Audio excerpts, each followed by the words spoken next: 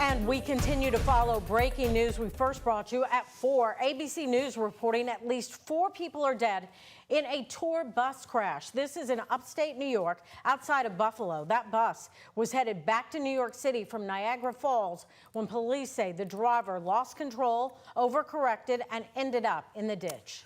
Again, this is still a developing story here at 5. Officials say the bus had 52 people on board. Many were trapped after this bus rolled over at full speed. Police telling ABC News almost everyone on board has some kind of injury. The driver survived and at least 16 people were taken to hospitals. Many of the tourists on board were Indian and Filipino. Translators are being brought in to help survivors. A lot more from World News Tonight coming right up here at 6:30 on WHAS 11. Well, Louisville's Community Care Campus, the city's main solution to homelessness, welcomed hundreds through its construction site today. And thanks for joining us. I'm Connie Leonard.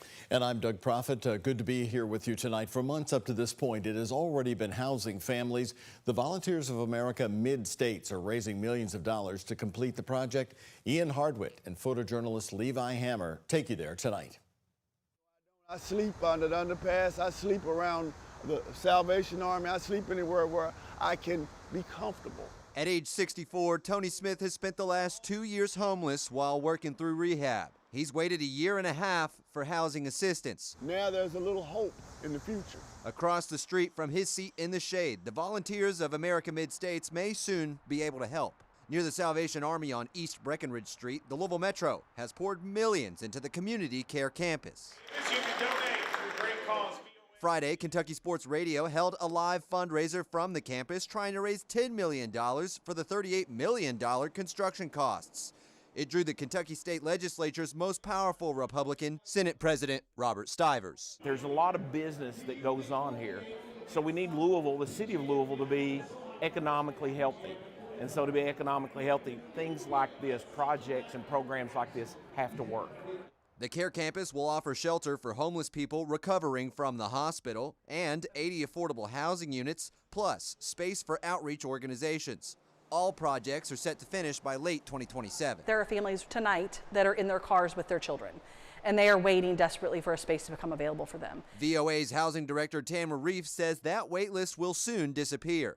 In March, the View Hotel at the Care Campus will reopen as Unity House 2, a family shelter supporting 175 families a year with around 100 beds. But the next building to open will be the Chancery, which is actually adjacent to the Community Care Campus. The Volunteers of America will operate that brick building right there, giving special rent rates to about 34 people who are transitioning off the street. I don't want nobody to give me something, but I do want somebody to help me.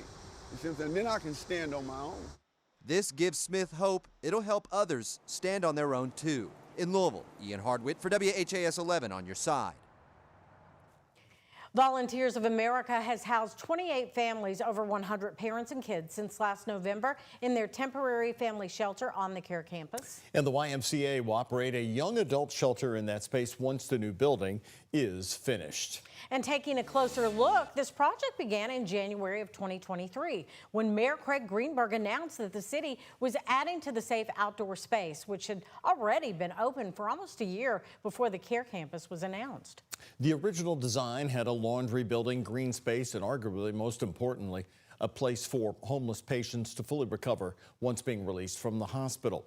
But getting the idea off the ground has proven to be difficult. In July of 2023, our focus team found homeless advocates in the city just weren't on the same page. Shamika Parrish-Wright told us that it was hard to get all the necessary information to stay involved. And when the August deadline to submit proposals came and went, WHAS 11 found only 4 applications were submitted. Many notable groups did not submit proposals for the campus, including the Homeless Coalition, who stood with Greenberg the day the project was announced. VOA was ultimately chosen to oversee the entire facility.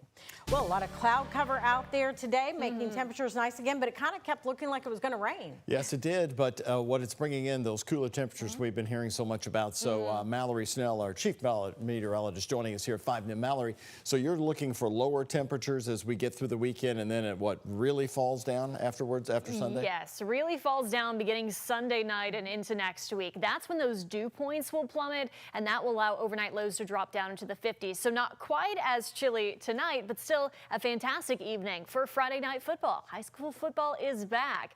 So expect temperatures in the lower 80s and 70s this evening with gradually clearing skies and light winds between about 5 to 10 miles per hour. But yes, it's been another day with some stubborn cloud cover, especially in the Louisville metro and areas in southern Indiana, as we take a live look from our Bachman Auto Group U of L health camera. So that's kept temperatures in the upper 70s and lower 80s around Louisville, some mid 80s down far down to the south. We're talking Campbellsville, 84 in Springfield, where there has been a bit more sunshine today. Satellite and radar showing just that. Once again, we are dry, but we've had that cloud cover, especially right along the river and areas off to the north, more clearing down to the south. So expect lows tonight to drop down into the 60s. We'll warm back into the 80s tomorrow, really dependent once again on the amount of cloud cover and sunshine. And then we're tracking that reinforcing fall-like front that's going to move through Saturday night and into Sunday. We'll talk much more about that cool down for next week coming up in our 7-day forecast.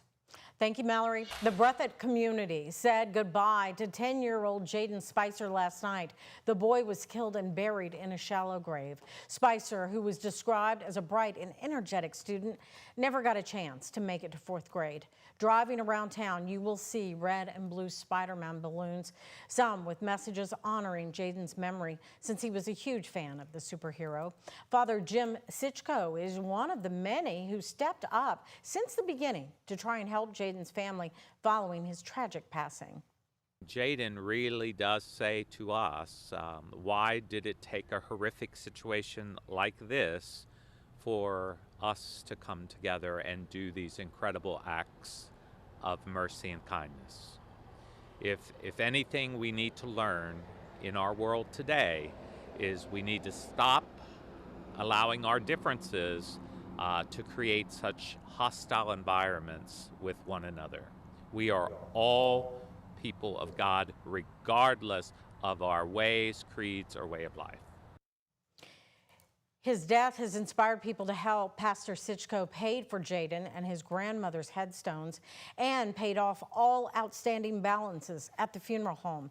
And the Spider-Man casket was created free of charge by Combs Wilbur Vault Company. Jaden's tragic passing followed a week-long search after he was reported missing by his mother and stepfather. Both are now facing charges in connection to his death. New information here today. We now know the name of the man who was killed in Shelbyville, Kentucky. The Shelby County coroner says 58-year-old Tim Ethington was found dead on Wednesday.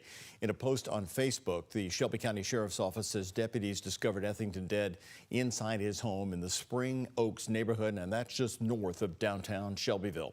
No arrests have been made in this case, and officials have not said anything about any suspects to the moment. Anyone with information who can help detectives, call Shelby County Captain Blake Lisby at the number on your screen. That number again is 502-633-4324. Again, 633-4324 in Shelbyville. Today, Attorney General Russell Coleman announced the members of Kentucky's first ever Child Support Advisory Council that happened in Lexington. The council, made up of county attorneys from across the state, will work with the Attorney General's office to improve child support services.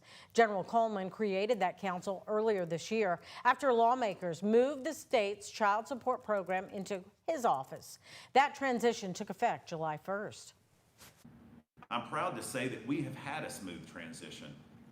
This process of preparing to take on this effort became very real, not only the day that I took oath, but on July 1 is when the General Assembly technically handed over this massive no-fail mission to the Office of the Attorney General, and we've had a smooth transition thus far. Our goal was for families to not notice. The transition had minimal disruption to those delivering child support services and the children and families who depend on them. Brand new here at 5 o'clock, there are a number of changes coming to this year's Harvest Homecoming in New Albany. But the biggest announced just yesterday, no rides at this year's festival. Organizers have already announced a number of safety enhancements after last year's shooting just outside the festival. The shootout killed high school senior Bryce Gerlach, innocent bystander caught in the crossfire that night. WHAS11's Conroy Deluche in New Albany is talking to people where the senseless shooting still resonates. In years past, many of the rides of Harvest Homecoming would be staged in this area around the parking lot near the train tracks. This year, this area is going to look different. They have like a tilt-a-whirl, airplane. Lori Greer looks forward to Harvest Homecoming every year, not just for the shopping, but for the community coming together. And she loves bringing her young grandkids too. The part they enjoyed the most was the rides. However, this year, the rides will not be returning. Because usually it's all lit up back here with a lot of music and lights are going, so it'll be a little sad. Along Pearl Street, Welcome to New Albany Sugar Shop.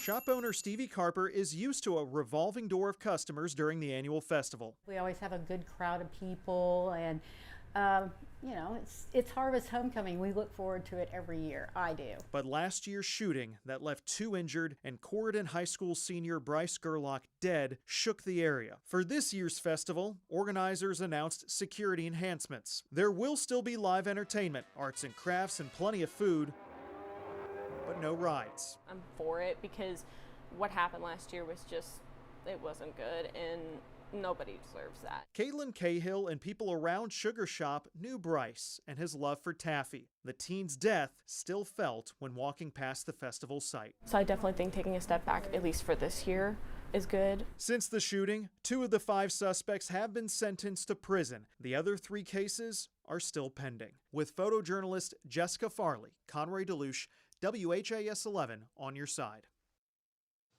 And again, the other security measures going into effect this year. The festival will close 1 hour earlier on Friday and Saturday. They are pushing the fact that this is a weapons-free event.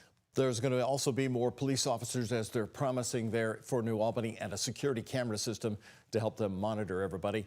And they're also going to be putting up a new security fence with designated entrance areas to get in and out of Harvest Homecoming. Another local festival is offering flexible tickets this year. Bourbon and Beyond is partnering with Cash or Trade to defeat the dreaded scalper bots. A new drop on the Cash or Trade site today allows people to buy a 1-day VIP pass for the first time ever. This gives concert goers more options for ticket buying. If they just want to go for 1 day of the 4-day festival, the website stops the reseller from price gouging, only posting tickets at or below face value. Now, we've got a link to find those tickets on the homepage of our website, WHAS11.com. And in the New Lou neighborhood, the Garage Bar is now making a comeback. The bar at the corner of Market and South Clay Street closed in June when it was purchased by brand new owners. Todd Moore, who owns the nearby Taj Bar at 811, promised to reopen Garage Bar under the very same name with an updated food and drink menu.